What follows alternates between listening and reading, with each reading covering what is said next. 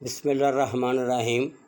میں ہوں doctor Khan, professor of physics, career counsellor, guide, life coach, motivational and inspirational speaker, master trainer academic and management.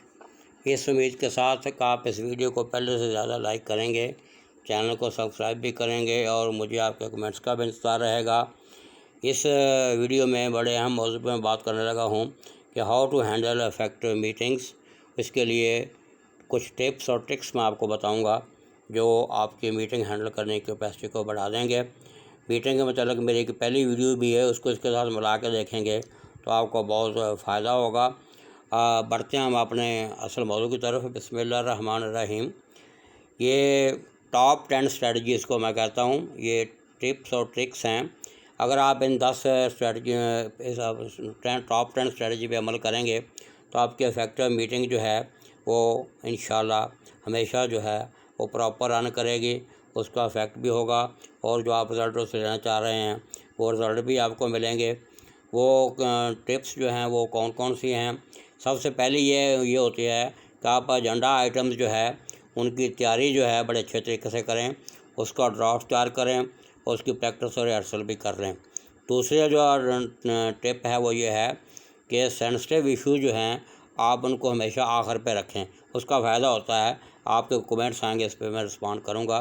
تیسری ٹپ اس میں یہ ہے کہ آپ سمارٹ اسٹریٹجی جو ہے گولز کے لیے بنائیں اور اسی کو سمارٹ طریقے سے ہینڈل کریں۔ چوتھا یہ اسٹریٹجی ٹپ جو ہے وہ یہ ہے کہ ایجنڈا آئٹم کی نزاکت کو دیکھتے ہوئے ان کو اس کے لحاظ سے جو ہے ان کی اہمیت دیں۔ اس کے بارے میں ایجنڈا آئٹم کے بارے میں ایک خاص ماڈل ہے جس کا میں آگے ذکر کرتا ہوں۔ پانچویں ٹپ یہ ہے کہ ہر آئٹم کو جو ہے اس کے لیے ٹائم لمٹ جو ہے فکس کریں اور اسی ٹائم میں اس کو پورا کرنے کی کوشش کریں تاکہ ٹائم مینجمنٹ جو ہے اس کو پراپر استعمال ہو سکے۔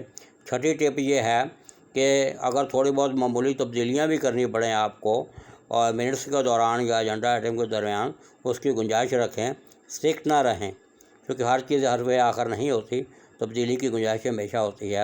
ساتویں ٹپ یہ ہے کہ آپ کا اکیڈمک کیلنڈر جو ہے اس کو ہمیشہ اپ ٹو ڈیٹ رکھیں تاکہ لوگ سمجھیں کہ آپ اس میں میٹنگ کے معاملے میں کتنے سیریسنیس ہیں۔ اس سے آپ کے پرفارمنس اور ایفیشینسی جو ہے نہ صرف بہتر ہوگی بلکہ لوگوں کا کانفیڈنس لیول بھی آپ پہ بڑھے گا اور میٹنگ میں آئیں گے بھی، ریگولر ہو جائیں گے۔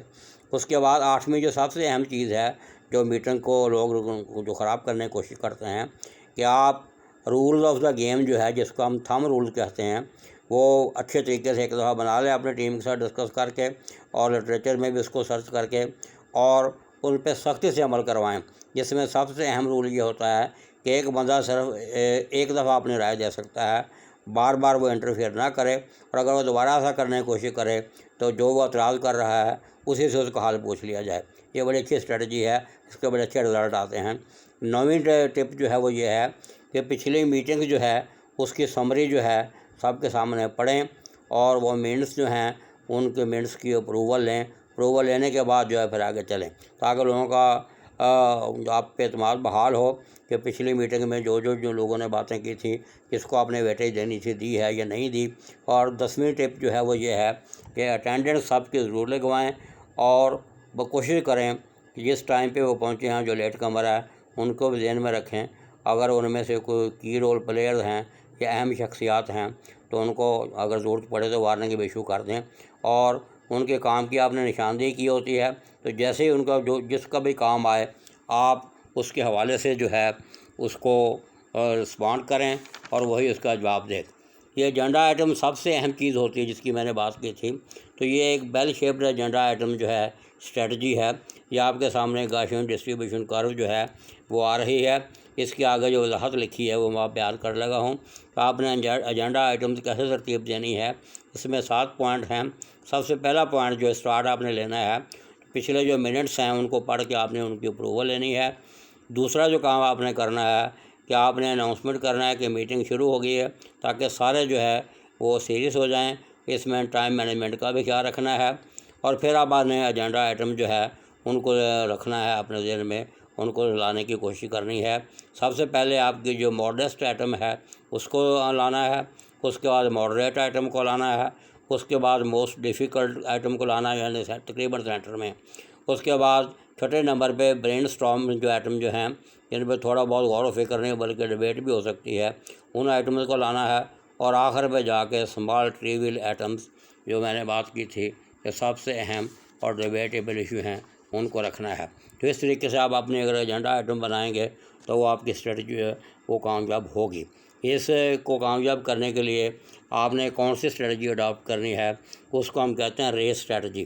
یہ آخر پہ میں نے دی ہوئی ہے۔ اس میں آر سے بنتا ہے آپ نے ریسرچ کرنی ہے کہ اس قسم کے لوگوں نے میٹنگ کی ہے، اس میں انہوں نے کیا کچھ کیا تھا، اس کی پھر ریہرسل بھی کرنی ہے، جس کو میں موک اور موک پریکٹس کہتا ہوں۔ یہ بہت ضروری ہے۔ یہ جو ہے اس سے بنتا ہے ایکشن، اور ایکشن کے بعد یہ بھی بنتا ہے کہ آپ لوگوں کا جو پوٹینشیل ہے، جو ان کی رائے ہے، اس کو نہ صرف ایکنالج کریں بلکہ اس کو ڈیو شیئر بھی دیں میٹنگ کے منٹس کے دوران۔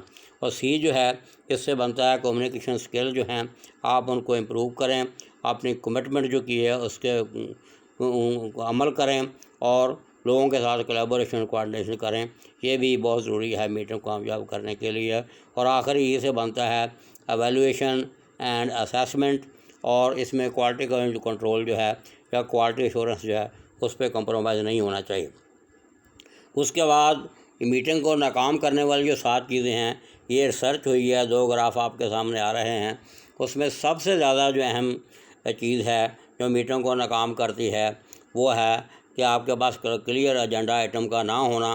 اس لیے میں نے یہ گراف اسپیشل آپ کے لیے بنایا ہے، اور اس کی کنٹریبیوشن ہے 83%۔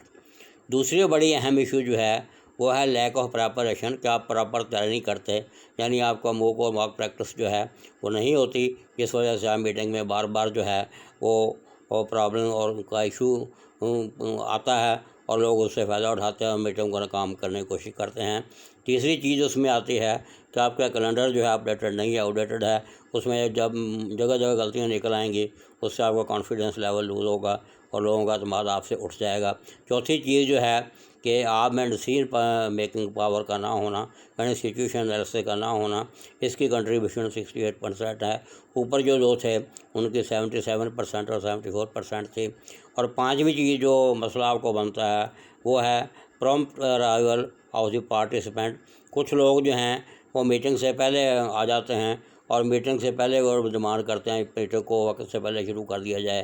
اس طریقے سے وہ میٹنگ میں جو ہے اس کو ڈسٹرب کرنے کی کوشش کرتے ہیں، اور بعد میں پھر آخر پہ جانے کی کوشش کرتے ہیں۔ تو ایسے لوگوں کو میٹنگ میں نہ شامل کریں۔ میٹنگ میں صرف وہی لوگ شامل ہوں جو میٹنگ کا مطلب بھی سمجھتے ہیں، میٹنگ کی اہمیت کو بھی سمجھتے ہیں۔ اور چھٹی اور سب سے اہم چیز یہ ہے کہ مس میچنگ ہوتی ہے آپ کی میٹنگ کی فریکوینسی اور ٹائم میں، یعنی آپ ٹائم کو پراپر مینیج نہیں کر پاتے، اور اس کی کنٹریبیوشن 60% ہے۔ اوپر والی جو تھی اس کی کنٹریبیوشن 51% تھی۔ اور 7ویں اور آخری جو ہے وجہ وہ ہے پور مینجمنٹ۔ اس میں آپ کے اسٹریس مینجمنٹ بھی آتی ہے، سیل مینجمنٹ بھی آتی ہے، کانفلکٹ مینجمنٹ بھی آتی ہے، چینج مینجمنٹ بھی آتی ہے۔ اس کی کنٹریبیوشن ہے 62%۔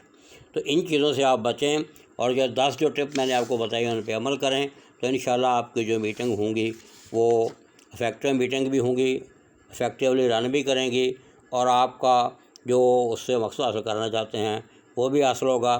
اس امید کے ساتھ اب ویڈیو کو سب سے پہلے سے زیادہ پذیرائی دیں گے، چینل کو سبسکرائب بھی کریں گے، کمنٹس بھی کریں گے۔ مجھے آپ کے کمنٹس کا انتظار رہے گا۔ اللہ آپ کا حامی و ناصر۔